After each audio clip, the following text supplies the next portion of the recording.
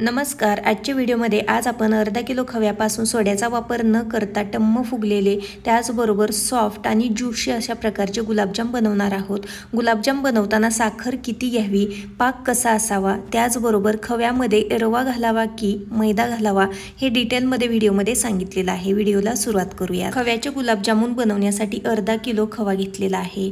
1/3 cup हा मेजरमेंटसाठी वापरणार आहे. या कपने मोजून 1 कप भरून इतका बारीक रवा घेतलेला आहे. हा एका वाटीमध्ये काढून घेते. वाटीने मोजला तर हा रवा आहे तो पाव वाटी इतका भरलेला आहे. आता याच कपने मोजून पाव कप भरून इतका इथं आपल्याला मैदा घ्यायचा आहे. वाटीने मोजला तर हाच मैदा पाव वाटी इतका भरलेला आहे. ग्रॅममध्ये मोजाल तर हा रवा आणि मैदा आहे तो 45 ग्रॅम इतका आहे. गुलाबजामुन आतून रवा त्याचबरोबर सॉफ्ट व्हावेत यासाठी इथं मी समप्रमाणात रवा आणि मैदा घेतलेला आहे. या रव्यामध्ये आपल्याला दूध घालायचं आहे आणि व्यवस्थित असा भिजवून घ्यायचा आहे. रवा भिजेल इतकंच दूध यामध्ये घालायचं आहे. जास्तीचं दूध घालण्याची अजिबात आवश्यकता नाही. गुलाबजामुनमध्ये तुम्हाला मैदा वापरायचा नसेल तर फक्त अर्धा वाटी बारीक रवा घातला तरी देखील चालू शकतो, किंवा तुम्हाला रवा वापरायचा नसेल तर फक्त अर्धा वाटी मैदा घातला तरी देखील चालू शकतं. रवा अगदी छान असा भिजेपर्यंत आपल्याला यामध्ये दूध घालायचं आहे आणि अगदी छान असा ओला करून घ्यायचा आहे. हा रवा ओला करण्यासाठी मला पाव वाटी इतकं दूध लागलेलं आहे. रवा दुधामध्ये भिजवून झाल्यानंतर 10 मिनिटासाठी बाजूला ठेवून द्यायचा आहे भिजण्यासाठी. रवा भिजत आहे तोपर्यंत आपल्याला एका मोठ्या परातीमध्ये खवा काढून घ्यायचा आहे. अशा मोठ्या भांड्याचा वापर केला तर खवा हाताने छान असा मळता येतो. त्यानंतर हा खवा आपल्याला हाताने अगदी छान असा मोकळा सुटसुटीत करून घ्यायचा आहे. हवा असल्यास हा खवा तुम्ही एका किसणीने देखील किसून घेऊ शकता. त्यामुळे देखील यामध्ये जे काही गुठळे आहेत त्या पूर्णपणे निघून जातात. खवा छान असा मोकळा सुटसुटीत करून झाल्यानंतर आपल्याला हाताने अशा पद्धतीने प्रेस करत छान असा मळून घ्यायचा आहे. असं मळल्याने आपले गुलाबजाम अगदी छान असे फुलले जातात. मळून घेतलेल्या खव्यामध्ये आपल्याला पाव वाटी इतका मैदा घालायचा आहे. मैदा घातल्यावर देखील हा खवा अगदी छान असा हाताने प्रेस करत आपल्याला मळून घ्यायचा आहे. मैदा छान असा मिक्स करून झाल्यानंतर आपल्याला यामध्ये भिजवून घेतलेला रवा घालायचा आहे. रवा घातल्यावर हे मिश्रण अगदी छान असं मिक्स करून घ्यायचं आहे. मिक्स करून झाल्यानंतर आपलं मिश्रण आहे ते गुलाबजाम बनवण्यासाठी रेडी होतं. जर का तुमचं हे मिश्रण पातळ वाटत असेल तर तुम्हाला यामध्ये आणखीन रवा आणि मैदा ॲड करायला लागू शकतं. जर का तुमचं हे मिश्रण जास्तच घट्ट असेल तर तुम्हाला 2 ते 3 चमचे इतकं यामध्ये दूध घालायला लागू शकतं. यामध्ये मी वेलची पूड घातलेली आहे, त्यामुळे आपल्या गुलाबजामला छान असा सुगंध येतो आणि व्यवस्थित असं मिक्स करून घ्यायचं आहे. आता या ठिकाणी आपलं हे मिश्रण आहे ते अगदी परफेक्ट अशा प्रकारचं बनवून तयार झालेलं आहे. म्हणजे जास्त घट्ट नाही, जास्त पातळ नाही. तर याचा गोळा वळायचा आहे आणि वरून प्रेस करायचा आहे. तर याला थोड्याशा चिरा जात आहेत, म्हणजेच आपल्याला हे मिश्रण आणखीन मळण्याची आवश्यकता आहे. गुलाबजामचं मिश्रण आहे ते अगदी जास्त आपल्याला मळून घ्यावं लागतं. त्यामुळे आपले गुलाबजाम अगदी छान असे मुलायम बनवून तयार होतात. तर पुन्हा एकदा हे मिश्रण मी छान असं हाताने मळून घेतलेलं आहे. पुन्हा एकदा ही गुलाबजामची कणिक आहे ती छान अशी मळून घेतली आणि त्यानंतर याचा गुलाबजाम बनवलेला आहे. वरून प्रेस केला असता याला अजिबात तडा जात नाहीत, म्हणजेच आपलं गुलाबजामची कणिक आहे ती अगदी परफेक्ट बनवून तयार झालेली आहे. आता यातला आपल्याला थोडासा पिठाचा गोळा तोडून घ्यायचा आहे. हाताने छान असा मऊ करायचा आहे आणि या पिठाचा आपल्याला रोल बनवून घ्यायचा आहे. बनवून घेतलेला रोलला आपण एका चाकूने कट करून घेणार आहोत एकसारख्या साईजमध्ये, जेणेकरून आपले गुलाबजाम आहेत ते एकसारखे बनवून तयार होतात. हे गुलाबजाम आपण अर्धा किलोच्या प्रमाणामध्ये बनवत आहोत, त्यामुळे हे पीठ आहे ते मी हाताने छान असं मळून घेतलेलं आहे. गुलाबजामचं पीठ जेवढं चांगलं मळेल तेवढंच आपले गुलाबजाम अगदी छान असे मुलायम येतात आणि टम्म फुगले जातात. कारण आपण यामध्ये सोड्याचा वापर केलेला नाही, त्यामुळे आपल्याला पीठ आहे ते अगदी छानच मळून घ्यावं लागतं. जर का तुम्ही गुलाबजाम 1 किलोच्या 2 किलोच्या प्रमाणात बनवत असाल तर हे पीठ हाताने मळणं खरंच खूप अवघड आहे. त्यामुळे तुम्ही हे पीठ थोडं करून मिक्सर चालू बंद करत छान असं मऊ करून घेऊ शकता.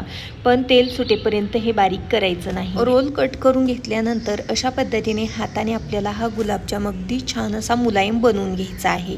याच पद्धतीने उरलेल्या सर्व रोलचे गुलाबजाम मी छान असे एकसारखे बनवून घेतलेले आहेत. गुलाबजाम एकसारखे यावेत म्हणून तुम्ही अशा प्रकारच्या घरामध्ये कुठलाही एखादा चमचा असतो त्याचा देखील वापर करू शकता. त्याने देखील हे गुलाबजाम अगदी सेम साईजमध्ये एकसारखे ते बनवून तयार होतात। या ठिकाणी मी उरलेले सर्व गुलाबजामुन आहेत ते बनवून घेतलेले आहेत। गुलाबजामुन मी थोड्याशा मोठ्या साईजमध्ये बनवलेले आहेत। लहान मोठे गुलाबजामुन तुम्ही तुमच्या आवडीनुसार बनवू शकता। अर्धा किलो खव्यामध्ये मोठ्या साईजचे 50 गुलाबजामुन बनवून तयार झालेले आहेत। आता आपण पाक बनवण्यासाठी सुरुवात करत आहोत। अर्धा किलो खव्यासाठी आपल्याला अर्धा किलो साखरेचा वापर करायचा आहे पाक बनवण्यासाठी। तर अर्धा किलो साखर आपण कुठल्याही एका भांड्याने मोजून घ्यायची आहे। कपाने मोजली तर अर्धा किलो साखर ही 2 कप आणि वरती अगदी थोडीशी साखर भरलेली आहे। अर्धा किलो साखर ही मी या डब्याने मोजून घेतलेली होती। त्याच डब्याने मोजून आपल्याला बरोबर तेवढंच पाणी या साखरेमध्ये घालायचं आहे। गॅस अगदी मीडियम टू हाय ठेवायचा आहे सुरुवातीला आणि ही साखर कंटिन्यूअस हलवत राहायचं आहे जोपर्यंत साखर विरघळत नाही तोपर्यंत। एकदा का साखर विरघळली की गॅस मीडियम ठेवायचा आहे आणि अधूनमधून हलवत आपल्याला हा पाक आहे तो शिजवून घ्यायचा आहे। गुलाबजामसाठी आपल्याला पाक आहे तो अगदी चिकटसर होईपर्यंत शिजवायचा आहे। जास्त पाक आपल्याला शिजवायचा नाही, नाहीतर यामध्ये साखर बनते। अगदी चिकटसर अशा प्रकारचा आपल्याला पाक इथं बनवायचा आहे। तर या ठिकाणी थोड्या वेळासाठी हा पाक शिजवल्यानंतर उलटण्यावरती घेऊन हाताने चेक करायचा आहे तर पाक हा चिकटसर शिजलेला आहे।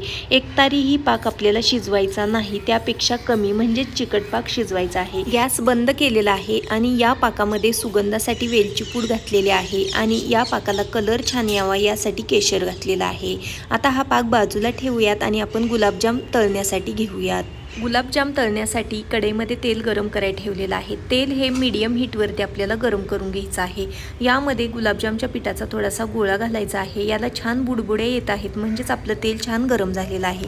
एकदम हाय हीटवरती तेल गरम करायचं नाही, नाहीतर यामध्ये गुलाबजाम घातले की लगेचच वरच्या बाजूने लालसर होतात आणि आतून गुलाबजाम कच्चे राहतात। त्यामुळे अगदी मीडियम हीटवरती तेल छान कडकडीतच गरम करायचं आहे। तर गुलाबजाम घातल्यानंतर थोडंसं थांबायचं आहे आणि त्यानंतर हे गुलाबजाम आपल्याला हलवायचे आहेत। तर गुलाबजाम आपल्याला तळत असताना अधूनमधून अशा प्रकारे एकसारखे कंटिन्यूअस गोल गोल फिरवायचे आहेत। त्यामुळे गुलाबजाम सर्व बाजूने छान असे तळले जातात। गॅस अगदी लो टू मीडियम ठेवायचा आहे। तर या ठिकाणी पहिली बॅच गुलाबजामची छान अशी मी तळून घेतलेली आहे। त्यानंतर तळलेले गुलाबजाम आपल्याला लगेच पाकामध्ये घालायचे आहेत। पाक हा अगदी कोमट आहे, म्हणजे जास्त कडक नाही आणि जास्त थंडही नाही। आपण बोट घातलं तर बोटाला तो पाक भाजणार नाही इतकं पाक हा गरम आहे। इतका पाक गरम पाहिजे आपल्याला ज्यावेळेस आपण गुलाबजाम त्यामध्ये सोडतो त्यावेळेस। आता पुन्हा दुसरी बॅच आपल्याला तळताना पुन्हा एकदा तेल छान गरम करून घ्यायचं आहे।